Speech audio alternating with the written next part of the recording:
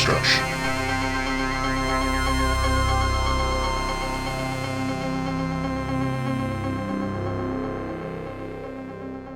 What's up, everybody? It's the HorrorDeconstruction. You'll find us on Instagram, Facebook, Twitter, but most likely on YouTube. Give us a like, share, and subscribe. Hit that bell icon, hit that like button. Let the people know about this horror show. For the month of October, we're going to be doing 31 films. I'm your host for this solo deconstruction comp, and today's movie is Candyman 2, Farewell to the Flesh. The Candyman arrives in New Orleans and sets his sights on a young woman whose family was ruined by the immortal killer years before. Directed by Bill Condon, based on a story by Clive Barker, a screenplay by Rand Ravitch and Mark Kruger, starring Tony Todd, Kelly Rowan, William O'Leary, and a whole bunch of other people. So, obviously, I saw Candyman a long time ago. I enjoyed it very much. I thought it was a really interesting type of film where this white woman goes to a low-income area, and it's a film that was like that had social messaging before it was in the stratosphere of film now. It was so funny. I remember seeing somebody complaining about they said the new Candyman 2021, the one that came out 2 months ago. They were like, "Oh man, I don't want to see that. That's woke. That's a woke movie." And just like, it was the same thing in the original Candyman film. Like that, the original Candyman film from the 90s is the same shit. It's like, it's not quote unquote woke. It's just dealing with social issues. But you know how people are. They just want to be offended by the offended, and then the offended are offended by the offended. So it's a stupid thing to be offended by, like a movie with social issues. If you don't want to watch it, don't watch it. But give movies a chance. You know what I mean? Anyway, so I had seen the original Candyman with Tony Todd. He was a dope-ass bad guy in that movie. Cool idea. It was like a male version of sort of haunting stories of women that jump out of windows and attack you and stuff like that. But it also had an interesting premise, being in the Cabrini Green projects. And I think that version of the film was, because Candyman I think was different in the Clive Barker story, and in the film they updated it and changed ethnicities and changed whatever, because I think there was a story that I read that it was mentioned in the Candyman film. I think her name was Ruthie or something like that. It's based on a true story of this woman who had mental issues. And I think her name was, I can't think of her name, but it was a murder in the Cabrini Green area where the apartments were sort of adjoined, and somebody actually went through her bathroom mirror and killed her. And I think that's what helped bring the idea of the Candyman, which is a frightening fucking idea. If somebody there was a popular video, I think on TikTok or something like that, where a woman opened up her bathroom mirror and she could crawl through to this other side of the apartment building. So like, it's not like it's not real. Like, that actually can happen. So the idea of that woman getting murdered, I don't know if they ever caught the guys who did it. I'm not sure. But somebody climbed through that window, that mirror, and shot this woman and killed her. And I guess I don't know if they robbed her or whatever. But that's frightening. So that whole idea came. So anyway, long story short, Candyman was good. I was aware of Candyman 2, Farewell to the Flesh, but I was aware of it obviously before I had even seen Candyman. I saw Candyman late in the times, and I was just like, I don't want to see a part 2. A part 2 can't be fucking good. And part 3, don't even talk to me about that one. But I eventually saw it because I saw it was free on Amazon Prime or on Tubi or one of these channels, and I was not. You know what? I was not offended by it. It wasn't an offensive movie. It's mildly inoffensive. So Bill Condon is a pretty well-known director now, just for the types of films that he does. He does kind of highbrow entertainment compared to, I guess, this film. He did right after Farewell to the Flesh. He did Gods and Monsters, which was a movie with Ian McKellen and Brendan Fraser, and I think that was about the director who did the Frankenstein films and stuff like that. It's like a really like Oscar type of film. He eventually ended up getting into movies like Kinsey, Dreamgirls, which I saw, which was a fun movie, Chicago and stuff like that. So he's well known for his musicals and stuff like that. And he's far from his horror films, but he has a good, neat visual flair to him. It's very bombastic and entertaining. If you remember the anybody to compare him to TV wise visually would obviously be the crews of the American Horror Story series.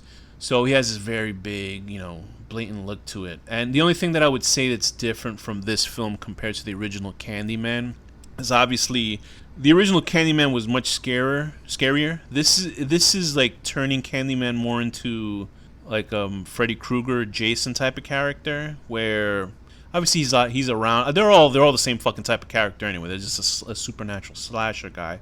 But the first one had a lot more to it, I guess, story wise, and just the mood to it.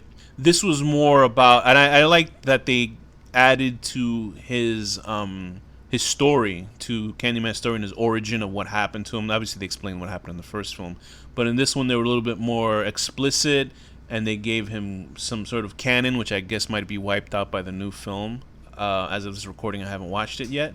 But I think it's Daniel Robitel was Candyman's real name, and his lineage and heritage and stuff like that, and which I think was nice that they actually put something together for this film. They like that.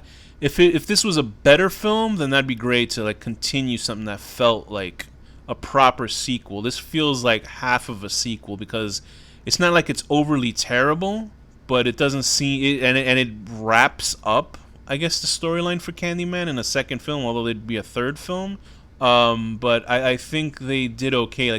But all the characters are not as interesting as the first film's characters. There's like the main character, what is her name? Helen in this one. No, sorry, Annie. Helen was in the first one.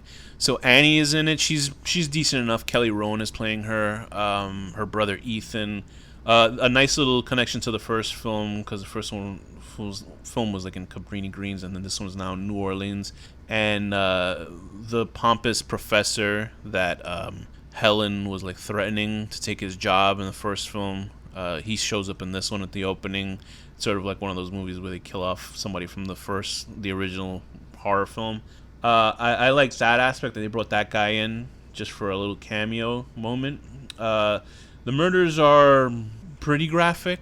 I'm a little confused at what Candyman wants, because it makes him look like an incestuous creep. Like, because we do later find out that Annie is directly like bloodline related to him, because he had a daughter with that woman in the first film that he got killed for, and they had a child that I guess was quote unquote white passing for that time, and so Annie in this would essentially be his great granddaughter or something like that. And I don't know why, because he wants to kill her and then take him with her. But he's such a like Tony Todd's character, and he's great in this too. But they changed up his coat in this one. Like now he just wears like a black pea coat, where on the other one he had this sort of cool, like interesting look to him. And in this, like obviously they had a lesser budget or something, but it doesn't look like a completely cheap film. But the movie like runs very fast. It's super fast. And so he has this sort of different clothing style to the original one. There's kids involved, I guess, to help save the day. I liked it. It wasn't horrible. I guess that's a low bar to set for a sequel for this film, because I was expecting it to be completely awful.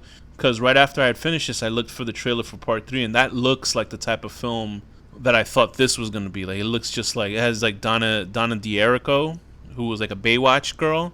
And I think she plays the daughter, I think, who was introduced at the end of this one. So I think it's just Candyman. Even though they had a definitive sort of ending for this, they obviously wanted to make more money. And they found a way to bring him back. And I think it was with a painting in the third one. And in this one, it was like a hand mirror, which I thought was cool that they did. But the third one looks like I'm really not interested in seeing that one. Like that just looks like fucking Full Moon Studios level of shitty movie, just like really bad. And it's just like it was like the Candyman versus the Milkmaid, because Donna D'Errico is just running around in a white top with her like, and it's not to take away from her, but it's obviously like she was putting in these tops so fucking tight. That's what they sold the movie on. It's the first thing you see is just running around with a tight top, and then Candyman running after. So it makes it even more delirious. So yeah, it's still weird that it's like sort of white characters running around scared from a black character in mostly black neighborhoods. Because Bill Condon does some really good portrait work here too. When he's shooting around the more poorer areas or less financially inclined areas, so to speak, and he does like really cool portrait, like stuff that you see if they took a frame for it and blew it up into a painting, it would look incredible. So it's all like white people. All three of these movies is like the white main character. I couldn't understand the first one being a white woman because then they sort of suggest that Helen from the first one, that people thought that she was a murderer killing all these people, because that's what Candyman does. It just makes you look like you did it, which sucks because he's like, oh shit. Even though I don't have a hook in my hand, I didn't kill these people and lift them up in the air. And there's definitive proof that she didn't.